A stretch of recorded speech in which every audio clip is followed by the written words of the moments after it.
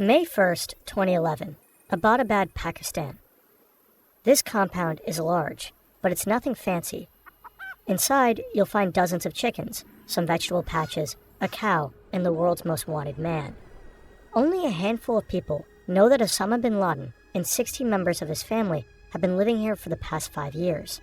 They've taken great care to be as self-sufficient and under the radar as possible. They're a tight-knit family, and every night they have intense debates about the future of al-Qaeda, especially lately. Like always, bin Laden goes to bed with one of his 4 wives. Tonight, it's the youngest, Amal. They're fast asleep, cuddling their 3-year-old son, when they're startled around 1 a.m. Is that a storm? Amal reaches to switch on a lamp, but bin Laden stops her. He knows this sound. It's not a storm, it's helicopters. Bin Laden panics. The Americans are here. They found him. He's forgotten to load his AK. This won't end well for him. And another realization sets in. They are going to find his hard drives. 3 terabytes of al-Qaeda's secrets. Nothing could be worse. He'd rather be captured and killed than to have this data exposed.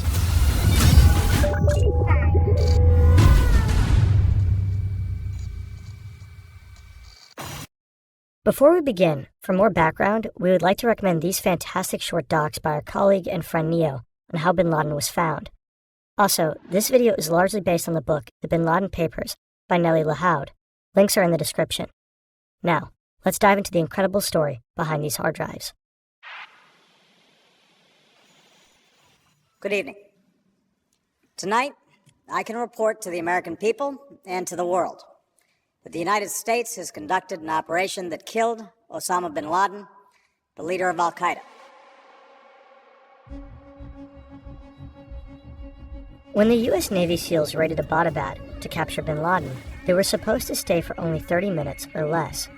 Most successful missions take no longer, and any delay would amplify the danger. But when they spot, quote, a shit ton of computers in the compound, the potential intelligence value is too tempting. They deviate from the plan to return ASAP. They gather up the electronics and deliver them to the CIA.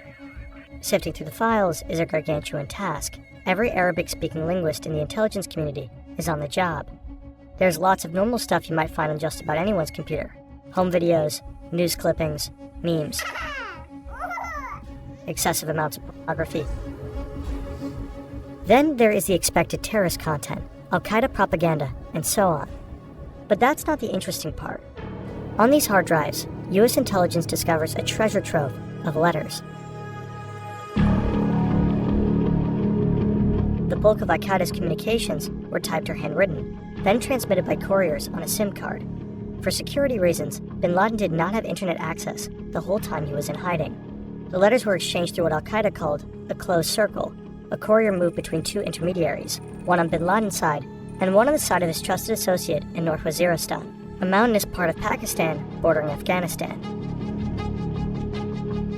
Security measures were so stringent that the courier did not know about the letters he was transmitting, and bin Laden never met him or knew who he actually was. Using couriers was cumbersome and dangerous, but it worked. For 10 years, bin Laden successfully remained hidden, and the world was in the dark when it came to al-Qaeda. Until, of course.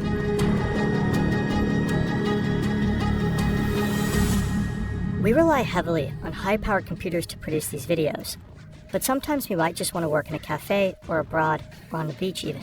We can't take our giant desktops with us, but there is another, much cleaner solution. AnyDesk is a lightning-fast, secure, and reliable access software for seamless remote work and file sharing. It's free for personal use and supports remote video editing, 3D printing, CMS monitoring, and much more. It's easy to use for even the least tech-savvy, but powerful enough for advanced use like remote server maintenance. The clean interface makes AnyDesk a breeze for anyone to use. It's available for all platforms, from your laptop to your phone, all the way to your grandmother's Windows XP machine. If you're looking to collaborate remotely and need something fast and flexible, check it out at anydesk.com/furrin. We really do use AnyDesk regularly and can highly recommend it. Upon discovery of the hard drives, the CIA got straight to work extracting the immediate intelligence gains.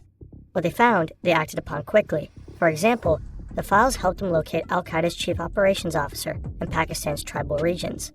They killed him by a drone strike within 4 months of the Abbottabad raid. Al-Qaeda's top legal scholar was found and killed shortly after. But after these quick results, many of Al-Qaeda's secrets remained buried on these hard drives, coded in the countless letters. It would take years to grasp the content of all these communications, and help came from outside the CIA. And what I wanted to do is actually to chronicle Al-Qaeda's history post 9/11. And I wanted to do it through the letters. Not through secondary sources, but through the letters. This is Dr. Nellie Lahoud. She studies the evolving ideologies of Al-Qaeda and ISIS, and she led a team that analyzed and contextualized the contents of bin Laden's papers. The declassification process began in 2012, and by 2017, the declassified files were massive. At one point, I came to realize this is where I was going to find Al-Qaeda's internal communications. And these were about 97,000 files.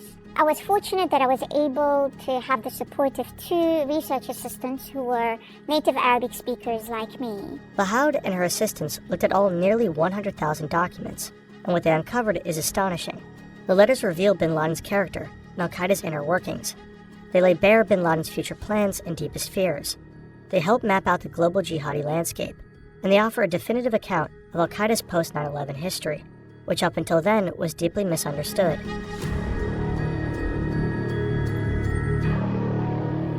Tora Bora, which means black dust in Pashto, is a remote and barren part of eastern Afghanistan. Bin Laden loves this region and knows it well. It held a special place in bin Laden's heart since the 1980s, when he made a pilgrimage from Saudi Arabia to assist the Afghan Mujahideen in the holy cause of fighting the Soviets. He helped fund the construction of cave complexes in the region and recruited fighters who contributed to the broader resistance movement. The Soviets eventually withdrew, and bin Laden believed his contributions to be decisive. The victorious Afghan jihad inspired the formation of Al-Qaeda, which means the base of an Islamist legion that could wage jihad anywhere. At that time, bin Laden and the Americans were on the same side, both in Tora Bora, supporting the Afghan Mujahideen and resisting a Soviet invasion.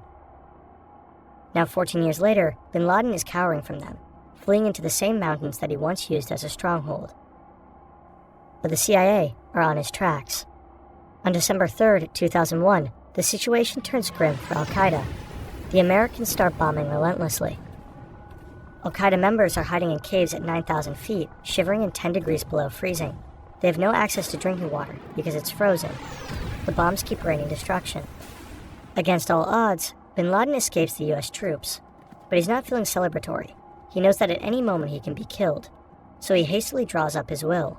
And in his will, bin Laden writes to his children, "Forgive me, because I have given you only a little of my time since I answered the jihad call. I have chosen a road fraught with dangers, and for this sake suffered from hardships, embitterment, betrayal, and treachery. I advise you not to work with Al-Qaeda." It's a low moment for bin Laden, and it's not just because death is around the corner. It's also because he made a horrible mistake, and now he knows it. What the letters reveal is that Al-Qaeda had not anticipated that the United States would launch a war in response to 9/11. At most, they thought that the United States would respond with limited airstrikes. Al-Qaeda was completely unprepared. They didn't even have a plan A. Bin Laden made a huge miscalculation. He believed the United States was fundamentally weak, a paper tiger with no real bite. Not all jihadis suffered from this delusion. In a council shortly before 9/11, high-level jihadis and Muslim religious authorities warned bin Laden that the Americans would attack the whole Middle East if he launched an attack on US soil. But he waved off their concerns confidently. He was certain that the United States didn't have the resources for a counterattack. Bin Laden's stated purpose of 9/11 was to serve as a decisive blow to force the United States to withdraw its military forces from Muslim-majority countries. Well, quite the opposite happened.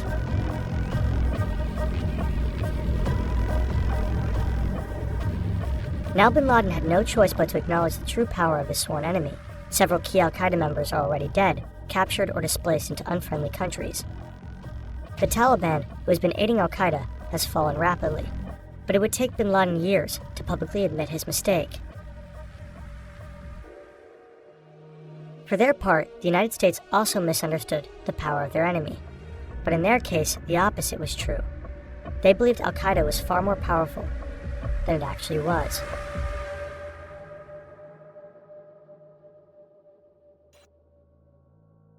Up until bin Laden's death, al-Qaeda was widely perceived to be the major player in the global jihadi landscape. 9/11 shocked the world, and it was assumed that only a very powerful network could harm the world's greatest superpower in such a devastating manner. Most people believed al-Qaeda was still pulling the strings when it came to other Islamist terrorism. The Madrid and London bombings of 2004 and 2005 were falsely reported to have been orchestrated by the group. And for a while, bin Laden fed that narrative, publicly cheering on jihadis and allowing people to believe that he was calling the shots. Al-Qaeda continued to release public statements, which allowed them to project strength that they did not have. They fed the illusion that the jihadi landscape was a united front. But the papers show that the post-9/11 reality looked quite different. So when bin Laden disappeared from the scene, we learned that he stopped communicating with his associates for about 3 years. Now, he was watching the news, he was releasing public statements, but he had no knowledge about what was happening in the world of al-Qaeda itself because he was hiding. So between 2004 all the way to 2011, all the letters make it absolutely clear that al-Qaeda did not have the resources and did not have the personnel to mount international terrorism.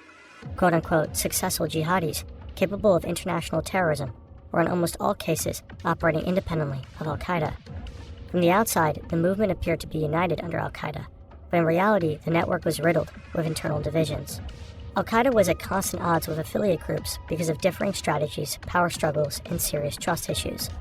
Later letters show that much of al-Qaeda's post-9/11 focus was on managing these tensions. In highly bureaucratic al-Qaeda memos, you can tell that bin Laden's educational background is in business administration and not religious scripture. He's a hands-on boss with a tendency to micromanage, running al-Qaeda like a failing company. He's preoccupied with the competition, with rebranding, with PR scandals, and with potential mergers. He's anxiously trying and failing to control the affiliate groups. He's afraid different strategies are tarnishing the al-Qaeda brand. These groups ended up focusing their attention locally, and in the process, they mounted many indiscriminate attacks that saw many Muslim casualties, and this upset bin Laden deeply. Many, if not probably all these attacks, were not authorized by bin Laden or the top leadership of al-Qaeda. We find bin Laden and his associates remarkably calling for less terrorism rather than more terrorism out of these groups. But this isn't to kind of paint them as being, peaceful makers. They wanted the attacks of all these groups to be targeting the United States. The United States' counterterrorism efforts didn't reflect any of this complexity. The Americans believed that al-Qaeda was growing stronger by the day. They were fixated on al-Qaeda as the main threat, pouring a huge amount of resources into finding bin Laden.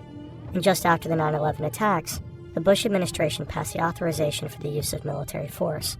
This legislation allowed military force to be used against anyone considered to be associated with the attacks, without requiring explicit approval from Congress. If a jihadist could reasonably be linked with al-Qaeda, then military activities in the region could be pursued more swiftly. Meanwhile, other, more threatening jihadi groups were growing in strength, outside the purview of the Americans' enormous military resources. As a result, in 2014, al-Qaeda was overtaken by a rival jihadist group. A group that was formerly an offshoot, they had broken away, largely due to strategic disagreements. Bin Laden tried and failed to keep that group under control, but after a point, they simply stopped responding to his letters. That group is now known as ISIS. The letters reveal another fascinating delusion of bin Laden, which helps explain why he was ultimately captured.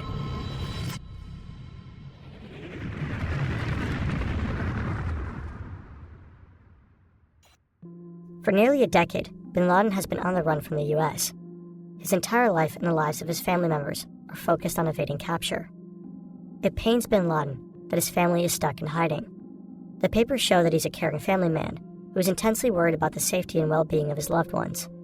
He might be a mass murderer, but he reads his grandkids' stories every night. It's a tough life in isolation, but his careful security measures have kept him safe. At one point, in 2010, bin Laden receives a letter that one of his couriers might have been captured. This would compromise everything. But instead of really starting to pack his bag, he chose to stay where he did. Why? Bin Laden had a soft spot for his family. At that time, his wife who was detained in Iran, as well as his son, were released, and they wanted to join him. So bin Laden's role as a kindly patriarch may have been the reason for his ultimate downfall. He was too wrapped up in his family matters to give the courier threat his full attention. But there was another reason, something completely unexpected.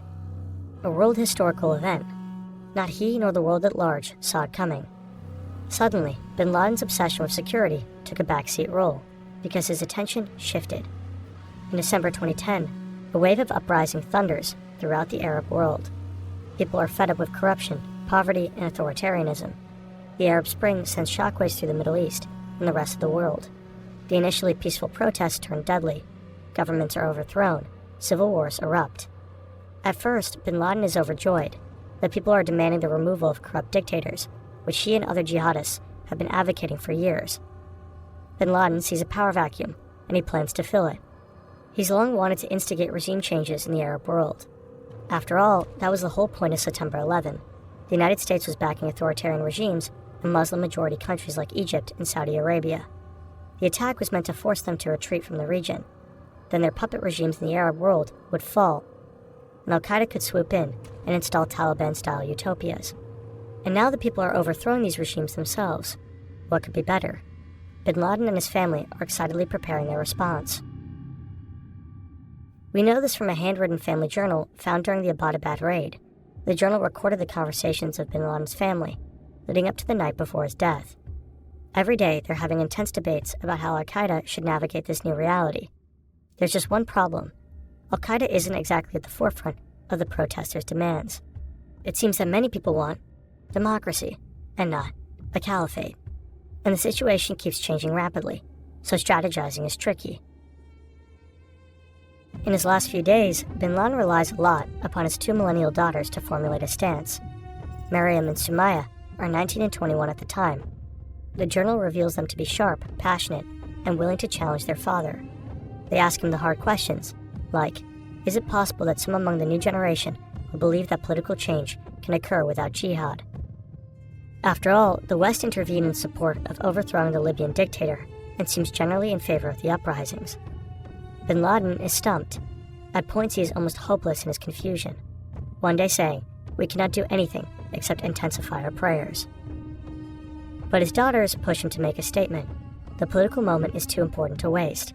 So the role of his daughters was remarkable, and we find in the letters by various family members that Maryam and Sumaya, to quote one letter, worked very closely with their father, and their writings were broadcast on TV, meaning that it was their work, their writings, that bin Laden had delivered in his public statement over the years. So clearly they were doing the heavy lifting at home. They were all on the same page in terms of their loyalty to jihad, their commitment rather, to the cause for which bin Laden had spent his life doing. It was a family affair.